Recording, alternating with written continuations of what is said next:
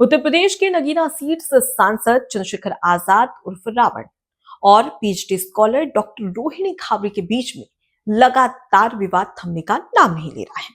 और अब तो इस विवाद ने एक नया ही मोड़ ले लिया है और ये रूप दिया है राउस एवेन्यू कोर्ट ने। कोर्ट का एक ऐसा फैसला जिसने चंद्रशेखर आजाद उर्फ रावण को एक बड़ी राहत दी है, तो वहीं दूसरी ओर रोहिणी खाबरी के लिए एक बड़ी आफत। दरअसल आपको बता दें कि रोहिणी खाबरी ने चंद्रशेखर आजाद भीमार मिर्ची पर यौन उत्पीड़न का आरोप लगाया था। यौन शोषण के आरोप के साथ ही लगातार वो सोशल मीडिया पर कई ऐसे पोस्ट करती रही, यहां तक कि मायावती और काशीराम साहब का एक ऑडियो भी सेंड किया जिस पर चंद्रशेखर आजाद टिप्पणी करते नजर आ रहे हैं। और इन्हीं तमाम सबूतों के आधार पर वो शिकायत भी कर रही है। लेकिन रोहिणी खाबरी का कहना है कि पुलिस उनकी शिकायत दर्ज कर ही नहीं रही है, एफआईआर तक दर्ज नहीं कर रही। ऐसे में वो राउस एवेन्यू कोर्ट पहुंची, जहां पर एफआईआर दर्ज हो इस याचिका को लेकर कोर्ट पहुंची। लेकिन कोर्ट ने इस याचिका को खारिज कर दिया और कोर्ट ने कहा कि जब भी कोई शिकायत करता अगर शिकायत करता है तो उसे सबसे पहले ये साबित करना होता है कि क्या उसने निचले स्तर पर किसी अधिकारी से संपर्क किया है, और संपर्क के आधार पर ही कोर्ट फैसला लेगा। लेकिन कोर्ट ने साफ तौर पर मना कर दिया कि हम एफआईआर दर्ज करने के आदेश नहीं दे सकते तब तक जब तक शिकायतकर्ता ये साबित नहीं कर देता। उसके साथ ही कहा कि कानूनी प्रक्रिया होती है जिसके तहत सबसे पहले आपको पुलिस के पास जाना होता है। पुलिस अगर आपकी एफआईआर दर्ज नहीं करती है तो आपको टीसीपी के पास जाना होता है।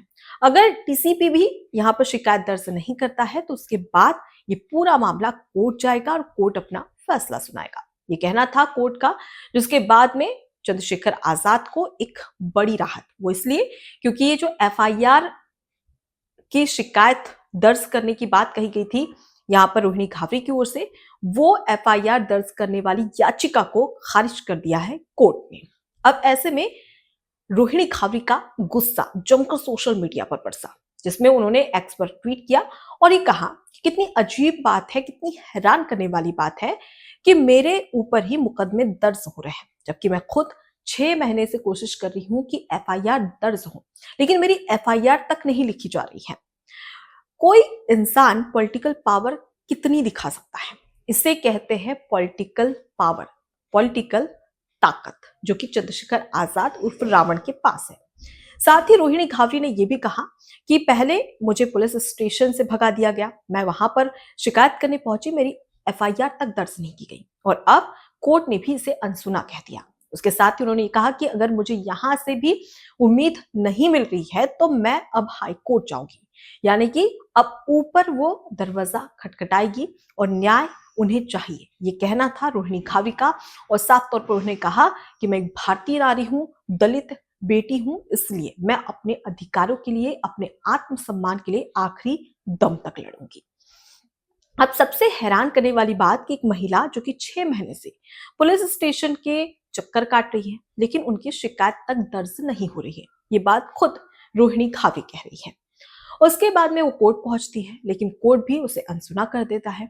कई बार हम देखते हैं कि जब लंबे मामले चल रहे हो और काफी ज्यादा सीरियस मैटर हो तो उसे कोर्ट स्वतः संज्ञान ले लेता है, यानी कि वो पुलिस स्टेशन या फिर निचली अदालत नहीं बल्कि डायरेक्ट कोर्ट खुद उस पर संज्ञान लेता है और सुनवाई करता है। लेकिन इस प्रकार का केस जहां पर एक दलित युवती, एक दलित महिला जो कि न्याय की गुहार लगा रही है और काफी संगीन आरोप यहां पर लगे हैं, लेकिन उसके बावजूद भी उसे न्याय नहीं मिल रहा है। आखिर क्यों?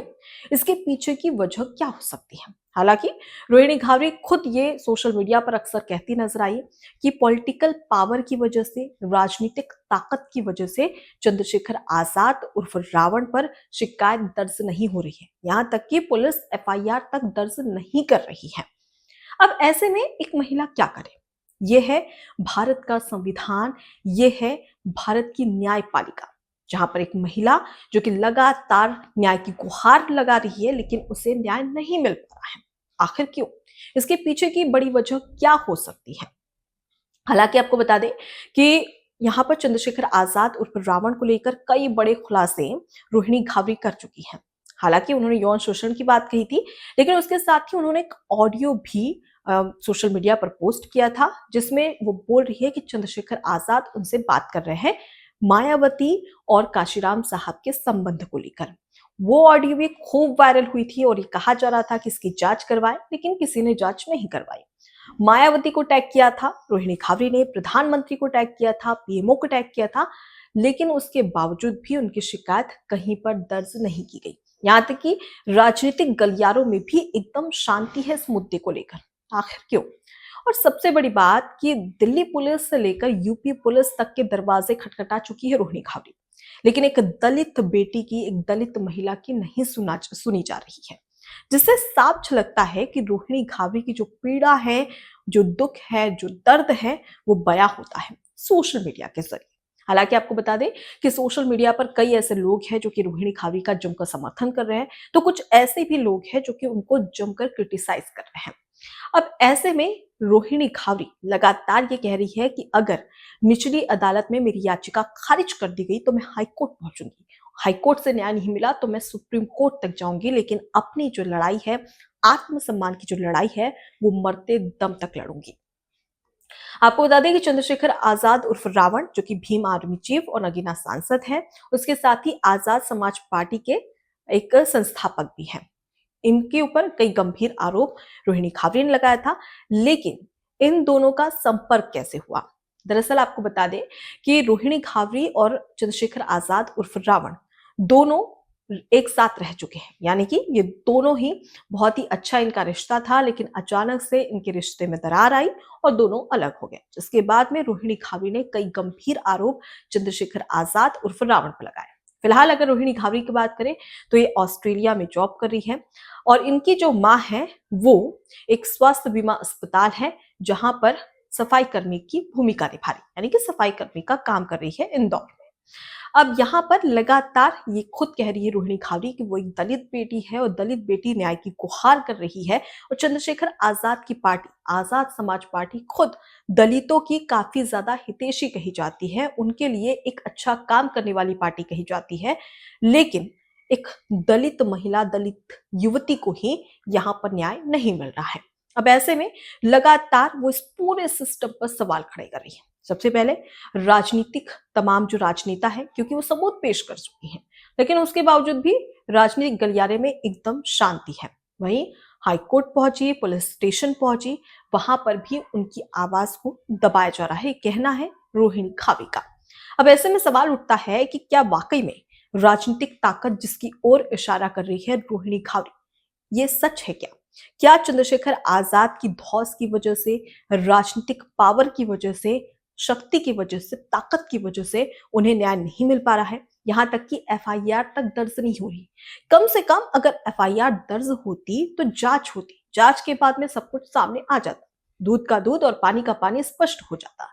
लेकिन कहीं ना कहीं इस पूरे मुद्दे को लेकर एक शांति देखने को मिल रही है। फिलहाल इस पूरे घटनाक्रम को लेकर आपकी क्या राय है? कमेंट बॉक्स में जरूर बताएं। नमस्कार। एबीसी हिंदी न्यूज, आज ही जुड़िए हर खबर के साथ